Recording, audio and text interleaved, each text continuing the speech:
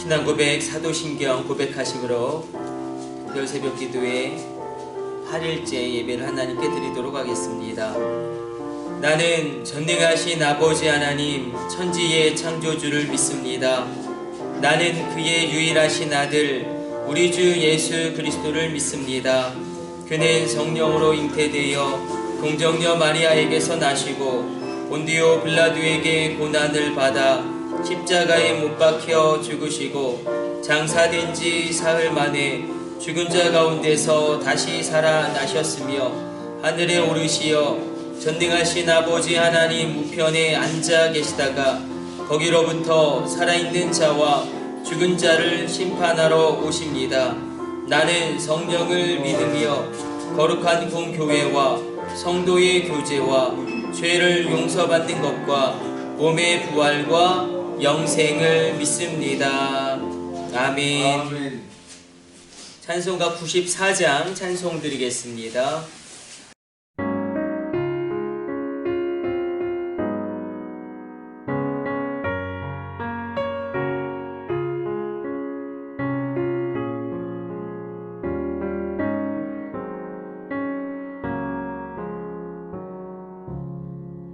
주 예수보다 더 귀한 것은 없네.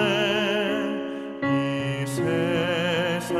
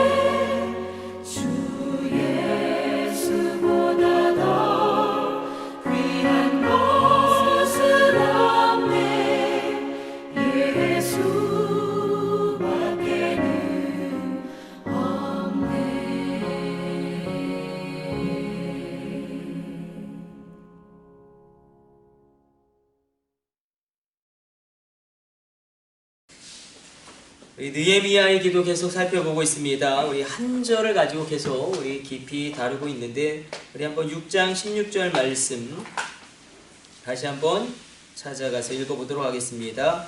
6장 15절 16절 성벽 공사를 끝내고 성벽의 재건을 정말로 52일 만에 기적처럼 이룬 후에 느헤미야 6장 15절 16절 느헤미야가 이렇게 선포하고 그의 기도의 제목을 아뢰는 것을 보게 됩니다.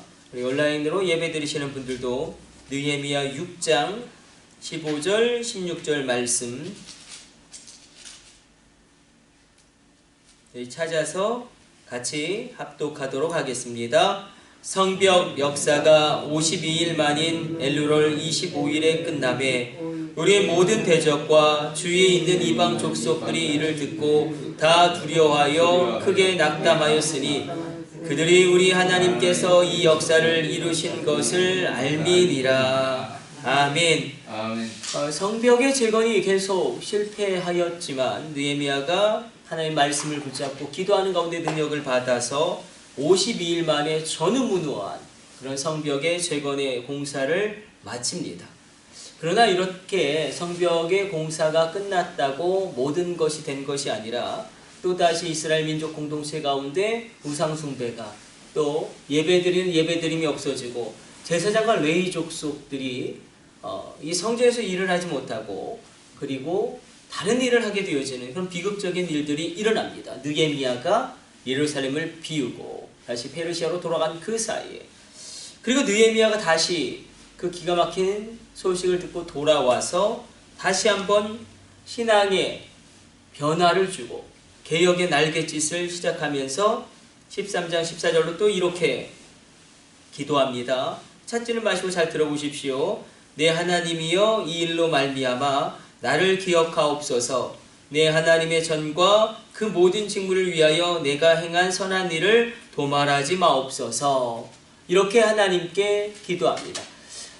우리가 앞서 보았던 6장에서의 느헤미야의 기도는 하나님이 모든 것을 이루셨다, 주님이 일하셨다라는 믿음의 고백이었다면 또 다른 거대한 실패 앞에서 그간 고백은, 그간 기도는 주여 나를 기억하옵소서.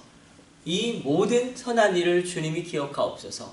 아직 결과가 나오진 않았습니다. 이제 시작하는 거예요. 다시금 신앙개혁을 그리고 또 다시금 예배를 민족 공동체 안에 세우는 그 개혁의 날갯짓을 신앙의 날갯짓을 시작하면서 그러나 그가 기도하는 것은 이제 시작이지만 그러나 하나님 이 모든 일로 인하여 나를 기억하여 주옵소서. 우리가 발견하게 되어지는 중요한 것은 느헤미야가 결과를 중요하게 여기는 게 아니라 아직 결과는 나오지 않았어요. 13장에서도 이스라엘 공동체 가운데 어떤 굉장한 신앙의 진보라든지 굉장한 믿음의 진보라든지 아니면 엄청난 그런 부흥은 아직 그 결과는 오지 않았지만 그러나 그렇게 개혁의 날갯짓, 신앙의 날갯짓을 시작하면서 하나님께 나아가고 그가 해야 할 일을 행합니다. 우리는 흔히 그렇게 생각해요. 이게 시작이라면 끝이죠. 이 모든 걸 내가 다 해야 한다라고 생각하는 경향이 있습니다. 내 당대에 다 이루어야 한다. 그러나 느헤미야는 그렇지 않았어요. 내가 이룰 부분을 하나님께서 정하신 대로 그렇게 내가 감당하면 그 이후에 누가 또 하나님의 사람이 일어나 그 일을 이룰 것이다. 그래서 이 믿음의 고백이 그의 기도 가운데 담겨 있습니다. 우리 하나님께서 이 역사를 이루신 것을 알미니라. 그래서 느헤미야 사후에 이스라엘 민족 공동체가 신앙으로 또 회복되어지고 또 우리가 알고 있는 그 이스라엘이 거기서부터 그 정체성이 규정되어지는 그런 놀라운 변화가 일어나게 됩니다. 그래서 우리 가운데 오늘 이 새벽에 그런 믿음의 고백과 기도가 있었으면 좋겠습니다. 실패가 아니다. 이건 과정이고 이건 아직 결론이 아니고 엄청난 고난 앞에 느헤미야가 가졌던 기도의 제목과 태도는 다른 게 아니에요. 하나님이 이루어 주옵소서. 하나님 그리고 나를 기억하여 주옵소서. 느헤미야는 단 한 번도 하나님, 사람들이 나를 기억하기를 원합니다. 이렇게 기도한 적이 없습니다. 하나님만 나를 기억하면 됩니다. 이 태도가 얼마나 중요한지. 우리가 인생길을 걷다 보면 그렇겠죠. 여기 계신 분들도 그렇고 지금 또 온라인으로 새벽 예배 드리시는 분들도 있고 누구나 넘어질 때가 있고 실수합니다. 인간은 실수하지만 하나님은 그것을 고치시고, 인간은 넘어지지만 하나님은 일으켜 세우십니다. 우리가 그러므로 실패가 아니므로 우리 가운데 그런 경우가 있어요. 산 넘어 산이고 압박과 한계가 있고 소망이 다 끊어진 분들이 있고 남편이 병이 되어버리고 사방팔방이 맡기고, 그러나 그때 하나님께 엎드려 기도하였을 때 하나님의 만져주심이 있습니다. 그래서 어디서 나오는지 모르는 힘이 내 속에서 나를 벌떡 일으키게 하는 것입니다. 그러면서 근원적인 소망과 담대함이 생기죠. 하나님이 나를 이렇게 붙들고 계시다. 여전히 하나님 우리 가정을 붙들고 계시다. 하나님은 선하시다. 끝내 선한 뜻을 이루실 것이다. 하나님이 끝내 이 놀라운 일을 이루실 것이다. 그런 마음의 담대함과 평강을 누리게 됩니다. 잠언 24장 16절로 이렇게 기록되고 있습니다. 대저 의인은 7번 넘어질지라도 다시 일어나려니와 악인은 재앙으로 말미암아 엎드러지느니라.